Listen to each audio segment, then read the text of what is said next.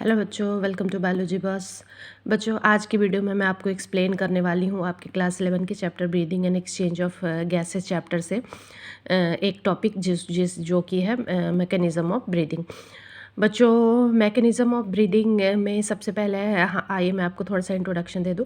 बच्चों, हमारे जो ब्रीदिंग का प्रोसेस है उसमें 2 प्रोसेस इन्वॉल्व होते हैं। पहला होता है इंस्पिरेशन, जिसमें कि हम ऑक्सीजन रिच एयर को एटमॉस्फेयर से अपने बॉडी के अंदर लेते हैं, और दूसरा होता है एक्सपिरेशन, जिसमें कि हम कार्बन डाइऑक्साइड रिच एयर को अपने एल्वियोलाई से बाहर अपने बॉडी से बाहर निकालते हैं। बच्चों, ये जो हमारे बॉडी में इंस्पिरेशन और एक्सपिरेशन का प्रोसेस होता है, वो होता है due to formation of a concentration gradient between our lungs and the atmosphere. बच्चों, हमारे लंग्स और एटमॉस्फेयर में एक प्रेशर ग्रेडियंट का क्रिएशन होता है, जिसकी वजह से ये इंस्पिरेशन एक्सपिरेशन का प्रोसेस होता है।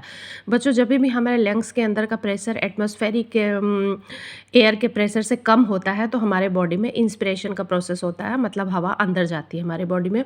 और जब भी हमारे लंग्स के अंदर का प्रेशर एटमॉस्फेरिक प्रेशर से ज़्यादा होता है, तो हम अपने कार्बन डाइऑक्साइड रिच एयर को अपने बॉडी से बाहर निकालते हैं।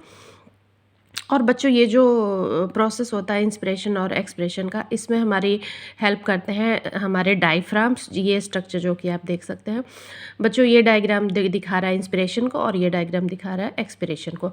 तो बच्चों, सबसे पहले ये देख लेते हैं। जैसा कि मैंने आपको बताया कि इंस्पिरेशन तब होता है जब हमारे पल्मोनरी प्रेशर जो होता है, मतलब हमारे लंग्स का प्रेशर जो होता है वो कम होता है एटमॉस्फेरिक प्रेशर से। तो इस प्रेशर ग्रेडियंट को क्रिएट करने में हमारी हेल्प करती है हमारी डायफ्राम्स। ये स्ट्रक्चर आप देख सकते हैं, डायफ्राम्स होती है, और एक स्पेशलाइज सेट ऑफ मसल्स होती है, जिसको कि हम एक्सटर्नल और इंटरनल इंटरकोस्टल मसल्स कहते हैं। तो बच्चों, सबसे पहले आइए देख लेते हैं कि हमारे बॉडी में इंस्पिरेशन कैसे होता है।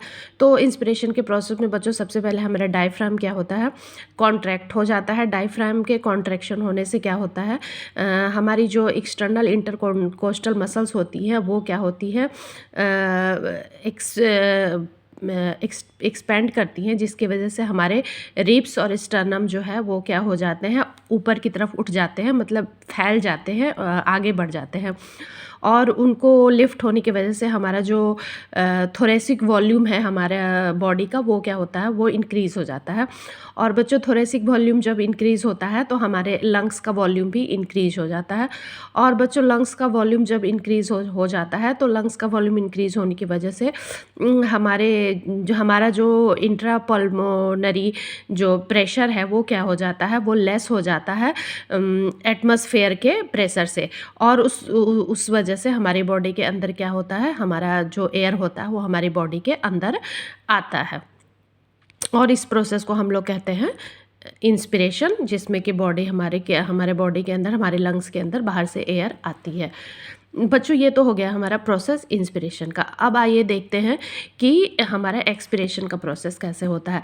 तो बच्चों, एक्सपिरेशन के प्रोसेस में क्या होता है, जो हमारा डायफ्राम होता है वो रिलैक्स हो जाता है, और हमारे जो इंटरकोस्टल मसल्स होते हैं और डायफ्राम जो होता है और स्टर्नम जो होता है, ये सारे अपने ओरिजिनल पोजीशन में चले आते हैं, जिसकी वजह से कि हमारा क्या होता है, थोरेसिक वॉल्यूम जो होता है वो रिड्यूस हो जाता है, और हमारा पल्मोनरी वॉल्यूम भी रिड्यूस हो जाता है, जिसकी वजह से हमारे जो लंग्स के अंदर का जो प्रेशर है वो क्या हो जाता है, एटमॉस्फेरिक प्रेशर से ज़्यादा हो जाता है।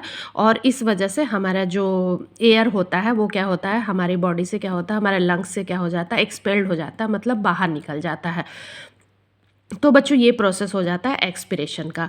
और बच्चों, इसमें जो होता है हमारा इंस्पिरेशन और एक्सपिरेशन के प्रोसेस को क्या होता है, हम कुछ अपने एडिशनल एब्डोमेन के मसल्स के हेल्प से इसको हम लोग क्या कर सकते हैं, इंक्रीज़ कर सकते हैं इनके स्ट्रेंथ को। बच्चों, जो हमारा एक नॉर्मल ह्यूमन बींग होता है वो पर मिनट 12 to 16 टाइम पर मिनट ब्रीथ कर सकता है।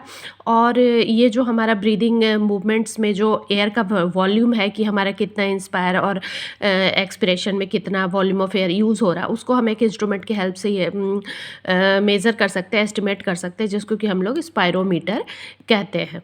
तो बच्चों ये था हमारा मैकेनिज़्म ऑफ ब्रीथिंग, जिसको कि मैंने बहुत ही शॉर्ट में आप लोग को एक्सप्लेन करने की ट्राई करा है। तो होपफुली आप लोग को अगर ये समझ में आया होगा। बच्चों समझ में आया तो वीडियो को लाइक करें और मेरे चैनल को भी सब्सक्राइब करें और एक कमेंट भी डाल सकते हैं आप। Thank you.